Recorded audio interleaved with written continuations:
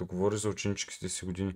Аз в ученическите си години не бях някакъв сваляч мачо тук сега, нали, ходя всеки ден с мацки. Не, в смисъл, имало е моменти, в които сме били коч партии, само мъжка компания. Имало е моменти, в които сме ходили с мацки. Имало е моменти, в които сме заграждали и така нататък. В смисъл, различно е било винаги. Имало е моменти, в които сме се оговаряли с някакви мацки да ходим на дискотеки на такова и накрая в последния момент се провалят плановете, разбираш. Имало е и такива моменти, имало е всякакви моменти. В момента е супер лесно да заградиш мацка. Буквално трябва да й обещаваш неща, които никога няма да направиш и да й казваш колко е красива и колко е яка и колко е готина. Това става много лесно, защото има социални мрежи в момента, Instagram, Facebook и така нататък. Той по наше време ги имаше и ние се заграждахме във Facebook, ама някакво сега не е много трудно. В смисъл, те жените по принцип са си, особено 17-18 годишните, са си доста глупавички, не знам как да ти го кажа.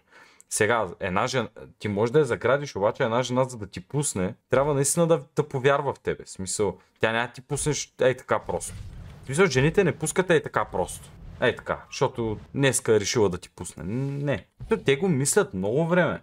Техният мозък работи по съвсем различен. За тебе дай на там нещо, ама за нея не е така. За нея е нещо много важно. Нали, говоря за не говоря за стойностните жени, не някакви нормални жени, не някакви разпоредни.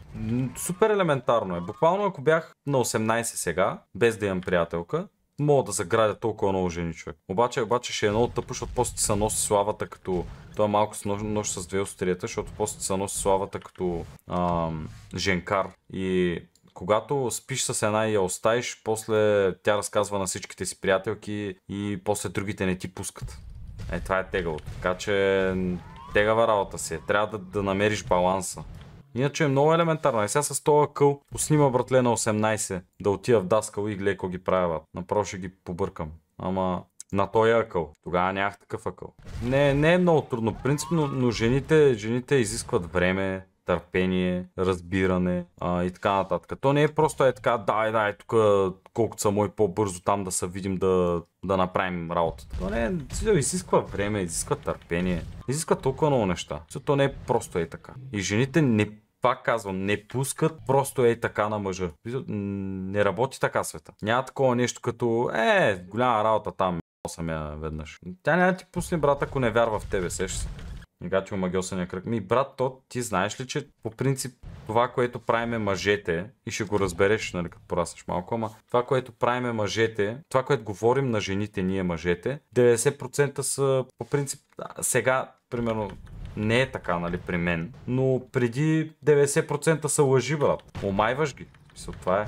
Така работи света, това е истината, това е положението. На жените на жените им харесва да им обещаваш някакви работи. То е ясно, нали, че много трудно може да си спазваш обещанието, но им харесва да им обещаваш някакви. Те знаят, че най-вероятно няма да се случи, но им харесва да им обещаваш някакви работи. Странно е, не мога да ти го обясня. Като пораснеш, сам ще го разбереш. Нещо, което винаги съм се чудил, аз трябва да ходя при тях или трябва първо да стана стойностен човек, за да може те да идват при мен. Не. Аз съм олдскул, брат. Ти заграждаш жената, не тя тебе. В смисъл, жената, ако жената загражда тебе, значи нещо не е наред. Повярвай ми. Значи много лошо. В смисъл, значи е някаква разпоредина тая. Защото тя утре може да отиде да загради някой друг, сеш се. А ти си търсиш стойностна жена, не си търсиш някаква кула. Сега ако си търсиш кула, там вече е друго. Никога жената не загражда теб. Това е малумно. Как си взимаш жена, която загражда теб? Значи на мен ми се е случило около 7 или 8 пъти жена да ме загражда мене. И никога не съм се връзвал. В смисъл, прекратявал съм контакт с тази жена. Защото щом тя ме загражда мене, значи е някаква разпоредина, брат. Аз не харесвам такива жени. Аз искам стойностни жени. Тези от моя клас работа е много зле. Кои от твоя клас? Какво имаш предвид под тези от моя клас?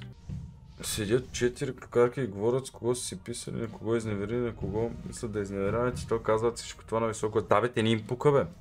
Това е проблема де-факто. В смисъл няма вече стойностни жени и мъже, бе, брат.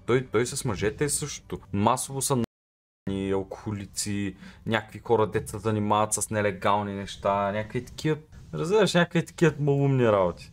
Буквално всички се мислят за гангстери.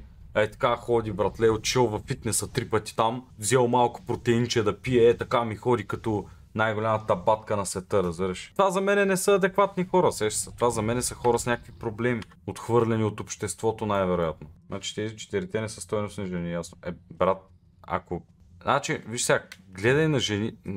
Не знам какъв съвет да ти дам, защото аз съм различен човек, като става въпрос за жени. Аз не съм като повечето хора и повечето мъже. Дай там на нещо пък не ме интересува, примерно. При мен няма такова нещо. При мен е по-различно. Аз, когато си избирах жена, нали, защото всеки мъж си избира жена, колкото и странно да звучи, нали, но това е. Когато си избирах жена, гледах да е, като я вида, да знам, че аз искам деца от тая жена.